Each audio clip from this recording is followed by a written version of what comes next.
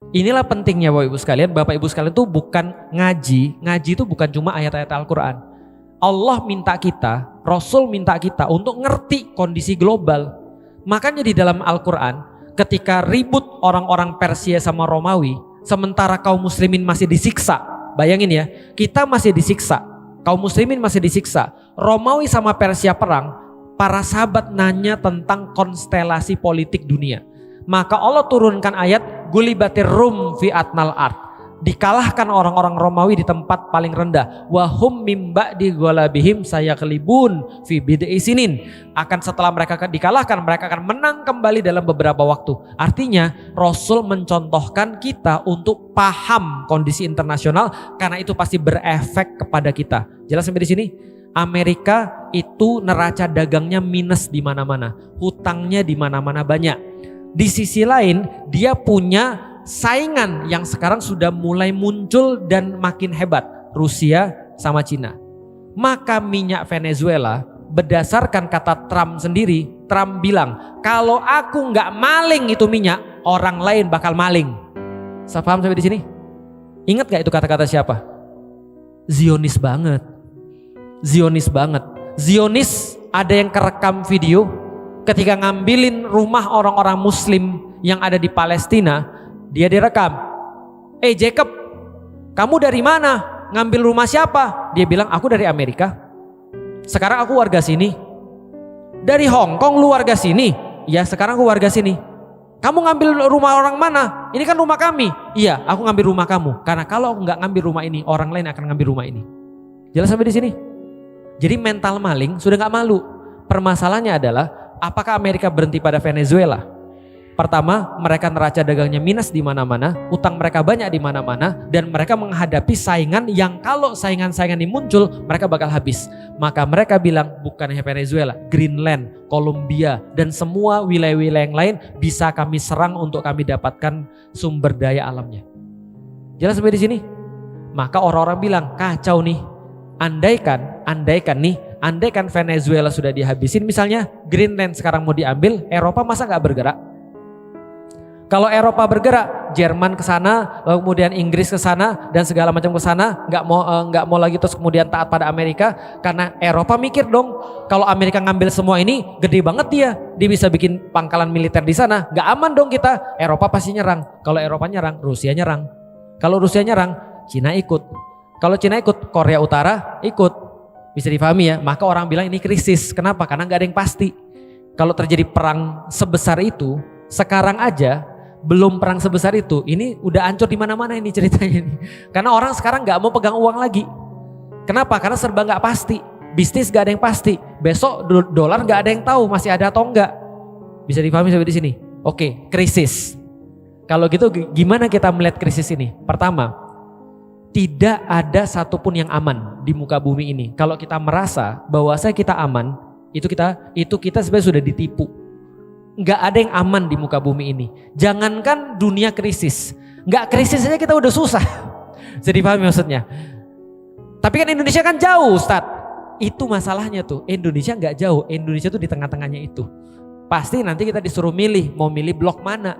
Mau pilih blok Cina atau mau pilih blok Amerika misalnya. Oke, kalau gitu persiapan kita seperti apa? Ada dua. Satu, persiapan keyakinan atau persiapan iman. Yang kedua, persiapan yang bersifat sebab akibat.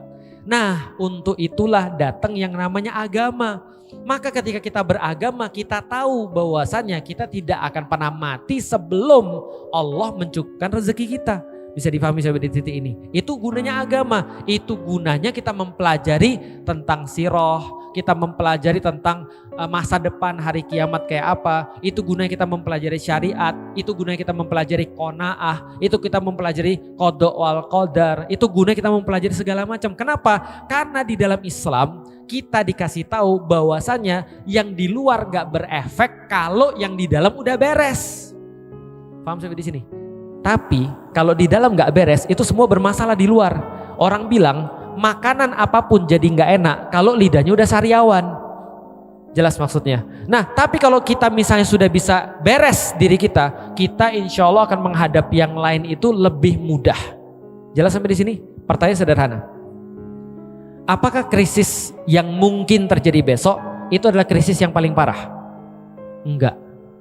Nanti kata Rasulullah, ketika nanti Dajjal mau datang, itu kata Rasulullah, semua orang-orang di muka bumi, termasuk orang beriman, ngelihat saudaranya mati, kemudian dia bilang gini, boleh nggak kita bertukar tempat?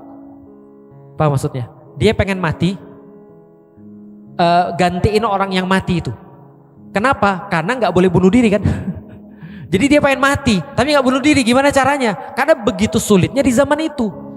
Orang-orang nggak punya makanan, dia harus nyaksiin orang tuanya meninggal nggak makan atau anaknya meninggal nggak makan dan seterusnya. Ini adalah kondisi yang nanti akan terjadi paceklik sebelum Dajjal datang.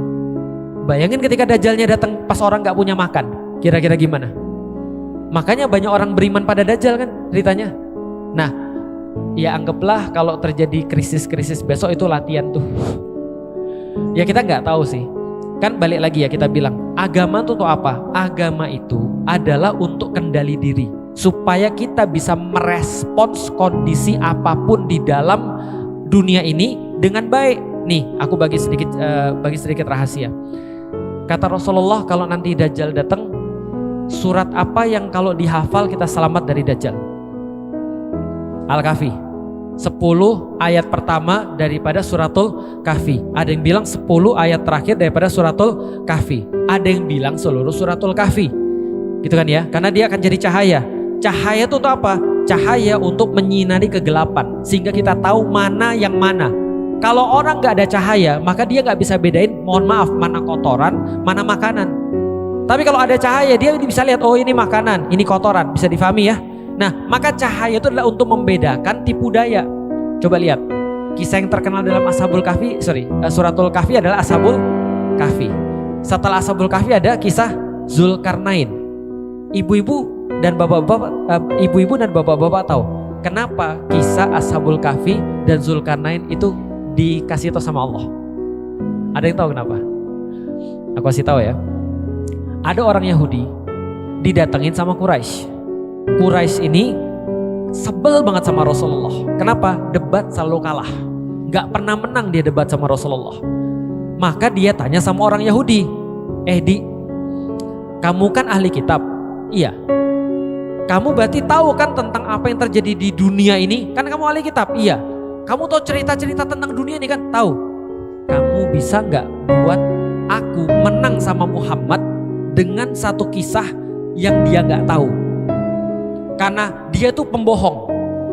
Dia pasti gak tahu semua hal yang terjadi di dunia ini. Tapi kan kamu kan ahli kitab, kamu tahu. Zaman dulu buku gak banyak. Zaman dulu gak ada internet. Zaman dulu orang yang punya informasi dikit dan terbatas. Maka Yahudi bilang sama orang Quraisy, gini cara membuktikan dia benar atau gak benar. Tanya sama Muhammad tentang pemuda-pemuda yang menyelamatkan imannya. Yang kedua, tanya tentang raja yang menguasai timur dan barat. Dia bilang gitu. Yang ketiga, tanya tentang ruh. Oke, ditanyainlah pada Rasulullah. Itu yang mengakibatkan keluarnya ayat tentang Ashabul Kahfi dan Zulkarnain. Dua cerita ini sama pengen menyelamatkan iman di masa krisis. Satu, Ashabul Kahfi, krisisnya gara-gara kerajaan Romawi yang mau bunuhin setiap orang-orang yang beriman pada Allah di zamannya Nasrani pada saat itu, zamannya Isa Al-Masih. Sementara Zulkarnain menyelamatkan satu kaum daripada gangguan Ya'juj dan Ma'juj. Bisa dipahami sampai di sini? Aku mau nanya, pemuda-pemuda Kahfi ini orang yang kuat atau orang yang lemah? Kalau kuat mereka berantem dong. Tapi mereka lari atau berantem? Mereka lari. Berarti kuat atau lemah? Lemah. Mereka lari dari kaumnya karena gak bisa ngelawan. Kalau mereka jenderal, ngelawan lah. Iya kan ya? Tapi mereka bukan jenderal. Mereka cuma anak-anak biasa, pemuda yang beriman pada Allah. Gak bisa ngelawan, maka mereka lari. Karena mereka gak punya apa-apa, mereka gak disuruh ngelawan sama Allah. Disuruhnya apa? Tidur. Jelas ya? Pas bangun mau makan ngumpulin duit. Miskin atau kaya? Miskin, lemah, bukan siapa-siapa. Wah maksudnya ini Ashabul Kahfi. Lihat ya. Satu lagi siapa? Satu lagi Zulkarnain. Tahu siapa Zulkarnain? dia pemilik timur dan barat. Bayangin, dia punya seluruh timur dan barat, dia punya pasukan luar biasa. Kata Rasulullah, cuma 4 raja yang diakui di dunia. Nebukadnezar, Namrud, Sulaiman, sama Zulkarnain. Bayangin, kekuasaan Zulkarnain sama kekuasaan Sulaiman sama. Kira-kira gitu, kuatnya sama. Berarti dia datang kepada suatu tempat, bawa bala tentara, bawa seluruh kekayaan dia untuk terus kemudian memperbaiki dunia, kan gitu.